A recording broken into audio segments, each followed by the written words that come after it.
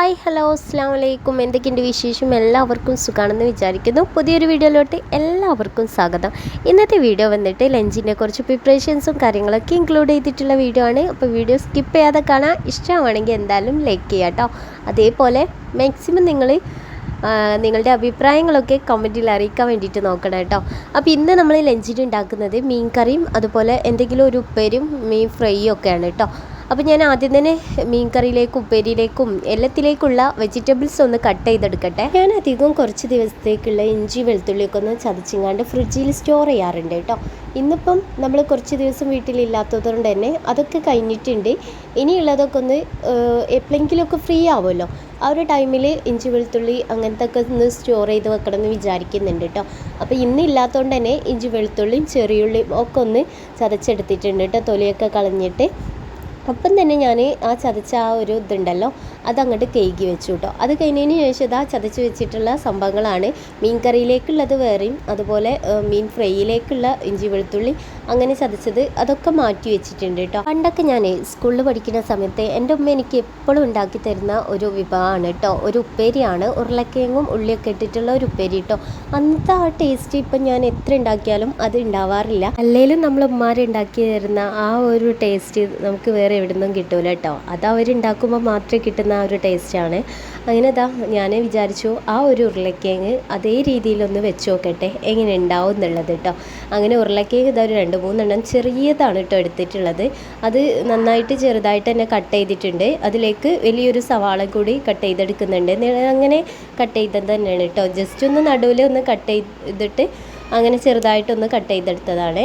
ഇനി മീൻ കറിയിലേക്കുള്ള തക്കാളി കൂടി ഒന്ന് കട്ട് ചെയ്തെടുത്തിട്ടുണ്ട്. എല്ലാം കട്ടിങ്ങും കാര്യങ്ങളൊക്കെ കഴിഞ്ഞിട്ടാണ് കേട്ടോ പിന്നെ ഞാൻ കുക്കിംഗ് ചെയ്യാൻ വേണ്ടിയിട്ട് നിൽക്കുന്നത്. രാവിലെ മീൻ വാങ്ങിയ സമയത്ത് തന്നെ കയ്യോടെ കഴുകി വെച്ചിട്ടുണ്ട് കേട്ടോ. ഇനി അതിലേക്കുള്ള മസാല കൂട്ടാൻ വേണ്ടിയിട്ട് കുറച്ച് മഞ്ഞൾപ്പൊടിയും മുളക് പൊടിയും ആവശ്യത്തിനുള്ള ഉപ്പും പിന്നെ നമ്മൾ ആദ്യം തന്നെ ചതച്ച് വെച്ചിട്ടുള്ള ഇഞ്ചി വെളുത്തുള്ളി പേസ്റ്റ് ഉണ്ടല്ലോ അതും കൂടി ചേർത്ത് കൊടുത്തിട്ട് നല്ലപോലെ കുറച്ച് വെള്ളം ഒഴിച്ചിട്ട് അങ്ങോട്ട് മസാല കൂട്ടിയെടുക്കുകയാണ് കേട്ടോ. അതിൽ തന്നെ കഷ്ണമീനാണ് കേട്ടോ വാങ്ങിയിട്ടുണ്ടായിരുന്നത്. അതുകൊണ്ട് തന്നെ മീനൊക്കെ കട്ട് ചെയ്തിട്ട് കിട്ടിയിട്ടുണ്ട്. അതുകൊണ്ട് ഈസി ആയിട്ട് കേക്ക് വൃത്തിയാക്കിയിട്ട് മസാല കൂട്ടി പൊരിച്ചെടുത്താൽ മതി. അങ്ങനെ അത് മസാലയും കാര്യങ്ങളൊക്കെ തേച്ച് കഴിഞ്ഞതിന് ശേഷം മീനും കൂടി ഇട്ട് കൊടുത്തിട്ട് കുറച്ച് നമ്മൾ കറി വെക്കാൻ എടുക്കുന്നുണ്ട്. ബാക്കിയുള്ളത് മസാല കൂട്ടിയിട്ട് ഫ്രൈ ആക്കുകയാണ്.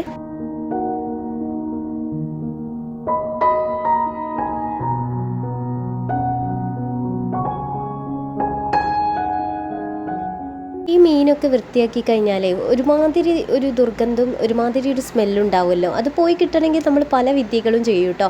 നമ്മൾ ചെറുനാരങ്ങ നീരുണ്ടല്ലോ അത് ജസ്റ്റ് കൈമലാക്കിയിട്ട് ഒരു 5 മിനിറ്റോളം വെയിറ്റ് ചെയ്തതിന് ശേഷം കൈ നന്നായിട്ട് വാഷ് ചെയ്യുകയാണെങ്കിൽ ആ ഒരു മണമൊക്കെ മാറിക്കിട്ടും കേട്ടോ. അതേപോലെ തന്നെ ടൂത്ത് പേസ്റ്റും വിനാഗിരിയും ഒക്കെ ഉപയോഗിച്ചിട്ടും ഈ ഒരു മെത്തേഡ് യൂസ് ചെയ്തുകൊണ്ട് കൈയിൻ്റെ ആ ഒരു മീനിൻ്റെ സ്മെല്ലൊക്കെ മാറി കിട്ടാൻ വേണ്ടിയിട്ട് നല്ല പോലെ ഉപകാരപ്പെടും കേട്ടോ. അപ്പോൾ അങ്ങനെയുള്ള ടിപ്സും കാര്യങ്ങളൊക്കെ വേണമെന്നുണ്ടെങ്കിൽ എൻ്റെ ചാനൽ സബ്സ്ക്രൈബ് ചെയ്യാൻ മറക്കരുത് കേട്ടോ.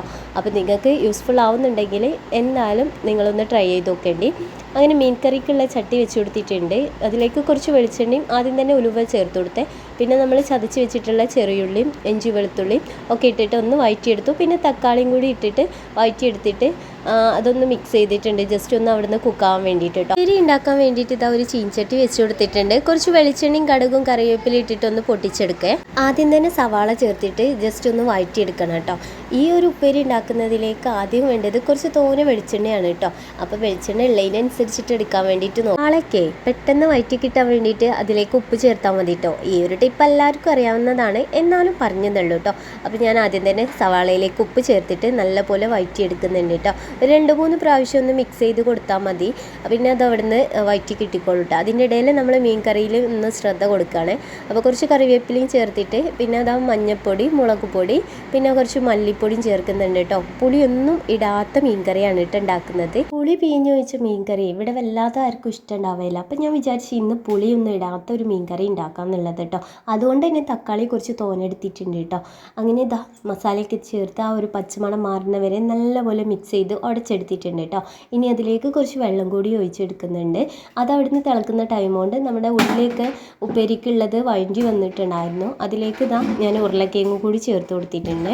ഉപ്പേരിയിലേക്ക് ഇതിലേക്ക് ഞാൻ മസാല ചേർത്തിട്ടുണ്ടായിരുന്നേ, അത് കാണിക്കാൻ വിട്ടുപോയി കേട്ടോ. ഇതിലേക്ക് കുറച്ച് മഞ്ഞൾപ്പൊടി, മുളക് പൊടി, കുറച്ച് ചിക്കൻ മസാലയും ചേർക്കണം കേട്ടോ.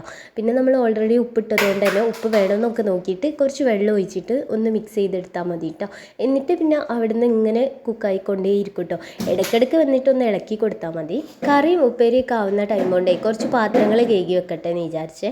കാരണം പാത്രങ്ങൾ കുന്നു കൂടുന്നതിന് പകരം നമ്മൾ അപ്പം എടുക്കുന്ന പാത്രങ്ങൾ അതേപടി ഒന്ന് ക്ലീനാക്കി വെച്ചാൽ പിന്നെ ഓവർലോഡായിട്ട് നമുക്ക് ഒരുപാട് വൃത്തിയാക്കാനുണ്ടാവില്ല കേട്ടോ. അങ്ങനെ ഇതാ മീൻ കറിയിലേക്കുള്ളത് നന്നായിട്ട് തിളച്ച് വന്നിട്ടുണ്ട് കേട്ടോ. കേകി വെച്ച് മീൻ ഇതാ ഓരോന്നായിട്ട് ചേർക്കുന്നുണ്ട്. അപ്പോൾ മീനിൻ്റെ ആ തലയും ഭാഗങ്ങളൊക്കെ ഉണ്ടല്ലോ, വാല് അങ്ങനത്തെ സംഭവങ്ങളൊക്കെ ഉണ്ടല്ലോ, അതാണ് കേട്ടോ കറിയിലേക്ക് ഇടുന്നത്. ബാക്കിയുള്ളത് നമ്മൾ ഫ്രൈ ചെയ്യാൻ വെച്ചതാണ്. അങ്ങനെ ഇതാ അതെല്ലാം ചേർത്ത് കൊടുത്തിട്ട് നല്ലപോലെ ഒന്ന് ജസ്റ്റ് മിക്സ് ചെയ്തിട്ട് അടിച്ച് വെക്കുന്നുണ്ട്. അതിനിടയിൽ ഇതാ മീൻ ഫ്രൈ ചെയ്യാൻ വേണ്ടിയിട്ട് പാൻ വെച്ച് കൊടുത്തിട്ടുണ്ട്. കുറച്ച് ഓയിൽ ഒഴിച്ച് അതിന് മുകളിലായിട്ട് കുറച്ച് കറിവേപ്പില ഒഴിച്ച് കേട്ടോ. കറിവേപ്പില എന്തിനാന്ന് വെച്ചിട്ടുണ്ടെങ്കിൽ കഴിഞ്ഞ വീഡിയോയിലൊക്കെ ഞാൻ പറഞ്ഞിട്ടുണ്ട് കേട്ടോ, നമ്മൾ മീനൊക്കെ ഒന്ന് പൊരിച്ചെടുക്കുന്ന സമയത്ത് അടിയിൽ പിടിക്കാതിരിക്കാൻ വേണ്ടിയിട്ടാണ്. അങ്ങനെ നമ്മൾ നേരത്തെ മസാല കൂട്ടി വെച്ചത് 1 മണിക്കൂറോളം റെസ്റ്റ് ചെയ്തതിന് ശേഷമാണ് കേട്ടോ ഫ്രൈ ചെയ്യാൻ വേണ്ടിയിട്ട് എടുത്തിട്ടുണ്ടായിരുന്നത്.